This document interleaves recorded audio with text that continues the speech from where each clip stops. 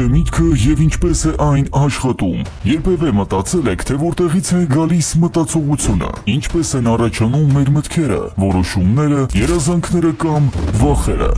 Միտքը մարդու ամենամեծ առեղծվածներից մեկն է։ Այն ձևավորվում է ուղեղի բարդ նեյրոնային ցանցերում, որտեղ միլիարդավոր նեյրոններ հաղորդակցվում են միմյանց հետ էլեկտրոքիմիական ազդակների միջոցով։ Սակայն միտքը պարզապես նեյրոնների գործունեության արդյունք չէ։ Այն միայն միավորում է հիշողությունը, ենթագիտակցությունը, հույզերը եւ որոշումների կայացման գործընթացները։ Ինչպես է ուղեղը մշակում մտքերը։ Միտքը կարող ենք բաժանել մի քանի հիմնական բաղադրիչների։ Գիտակցական միտք։ Սա մեր տրամաբանական մտածողությունն է, որը կառավարում է որոշումները, պլանավորումը եւ վերլուծությունը։ Ենթագիտակցություն։ Այստեղ պահվում են մեր սովորույթները, բնազդային արձագանքները, հույզերը եւ հիշողությունները, որոնք մենք գիտակցորեն չենք ընկալում, բայց որոնք ազդում են մեր որոշումների վրա։ Մտքերի առաջացում։ Միտքը պարզապես ինքնուրույն չի ձևավորվում։ Այն ձևավորվում է տարբեր գործոններից՝ հիշողություն